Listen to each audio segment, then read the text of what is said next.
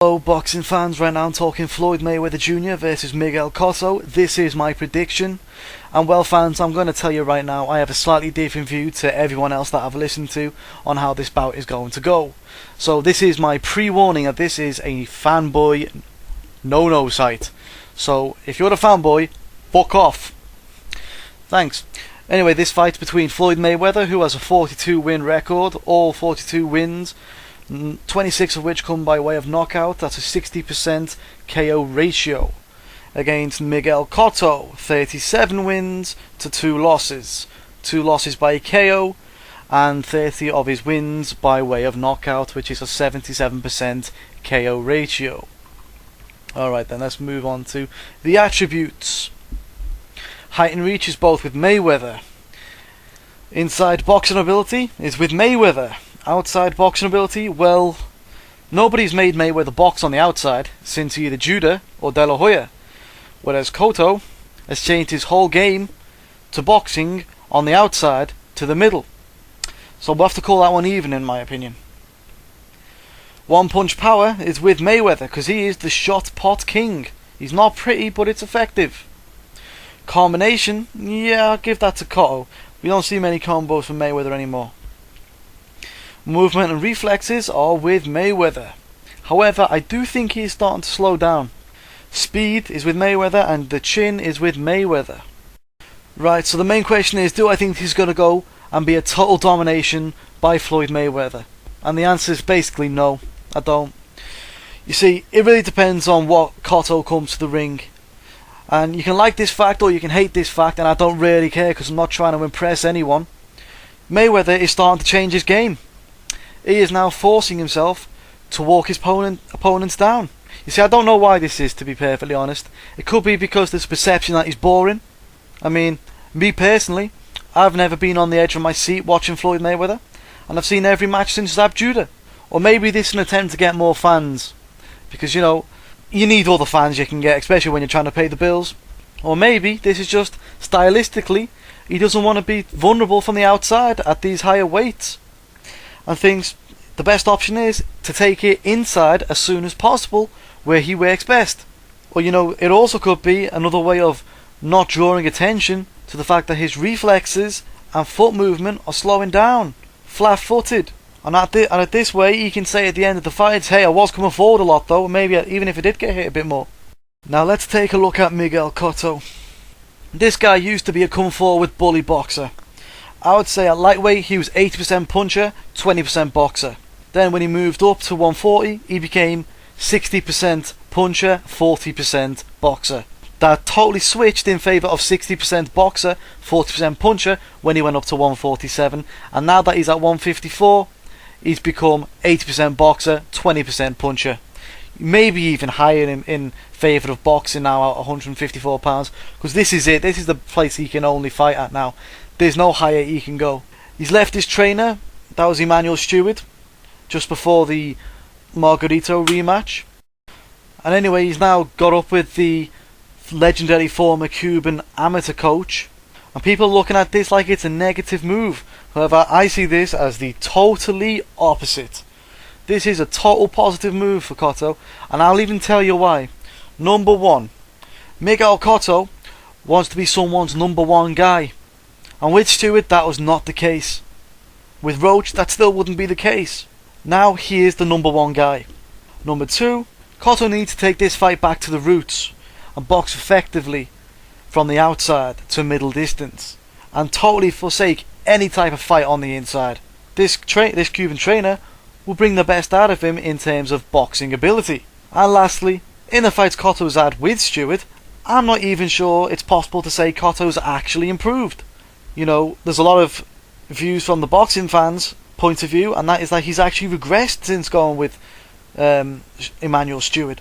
So maybe a switch back to the grassroots in terms of an amateur coach, not calling him Cuban, I know he's Puerto Rican, could be the best way to prepare for the biggest fight of his career. So now for my prediction and how I see this fight going. You see, I totally forsake all the fanboy boxing fans who say it's going to be a 12-round whitewash in favour of Floyd Mayweather. If that's the case, why are you paying 60 quid to watch it? That's basically throwing your money at Floyd Mayweather. Well, he's not going to give you anything back. Dickheads! Show your level of intelligence. Now, looking at the past 2 years of super fights, I have noticed a growing trend against both Floyd Mayweather and Manny Pacquiao. Firstly, against Floyd Mayweather, opponents like Victor Ortiz go out and try and bum rush him, and this is the most stupid idea in the world. Let me tell you why. Because the idea is they're going to try and take it to the inside and overpower him. I'm bigger, butcher. I'm going to try and overpower Floyd Mayweather. It's not going to work, right? You're taking it to the inside where Floyd Mayweather is most effective, right? Floyd Mayweather then does his thing. He works effectively. He pushes the rule book. Don't get me wrong. I understand that side of the game from anyone who is going to point that out. I understand that, right? But he also works effectively. The opposition get frustrated by their lack of landing, and then eventually the fight ends up winning in a unanimous decision to Floyd. Or sometimes, if you're lucky, a KO if he shot pots them a little bit more than usual. And that's quite usual, right? With Manny Pacquiao, they end up losing to him if they go out and try and win via bum rushing him again. But they end up losing by KO, right? Look, difference is they come out, try and fight fire with fire, end up taking a few shots, realise they're outgunned, and the speed of the gun is firing is too quick, they can't see it coming, and they end up thinking, how am I going to do it? Am I going to try and survive, or am I going to just keep going trying to win and end up getting KO'd? Usually they still try and win until recently that they've said, you know what, what's the point? I'm getting paid anyway. I've already got paid what, 3, 4, 5 million. What's the point in trying to win? I'll just take my money, right? Make Pacquiao work harder and for the victory, and then they end up surviving and going the distance and then losing via points.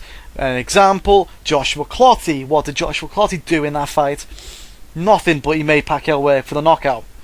Another one, Cotto. What did Cotto do? Cotto came out, threw a load of punches, realised he was outgunned, shut it down, went, right, I'm going in survival mode, got my money, thank you, sunshine, and then ended up getting stopped. Another one was Margarito. Come out, tried to bum rush him, couldn't do it, outgunned, outspeeded, whatever you want to call it, right? He lost the full 12 rounds. The only difference between him not getting stopped and the rest was basically he should have been stopped. You see his face? Other one, Marquez, so negative, he was back foot. He won the fight, don't get me wrong, but so back foot, he made Pacquiao work so hard for it. You see what I mean? Lost on points. Mosley come out, didn't have a go really, he was just trying to survive the whole time, and he made Pacquiao work for it. He didn't work to his strengths. Now you see, moving on to Cotto now. Miguel Cotto has already tried fighting fire with fire against Manny Pacquiao, and he ended up losing that one via KO. So why would he go out and do the exact same thing again against Floyd Mayweather, who is more suited, in my opinion, to back foot fighting, shot potting a person who's going to come and try and run onto him, and basically break down anybody's offence? You see, that would be stupid in its own mind. Therefore, the only logical thing to do is expect Cotto to box effectively from the outside, where he does have a slight chance.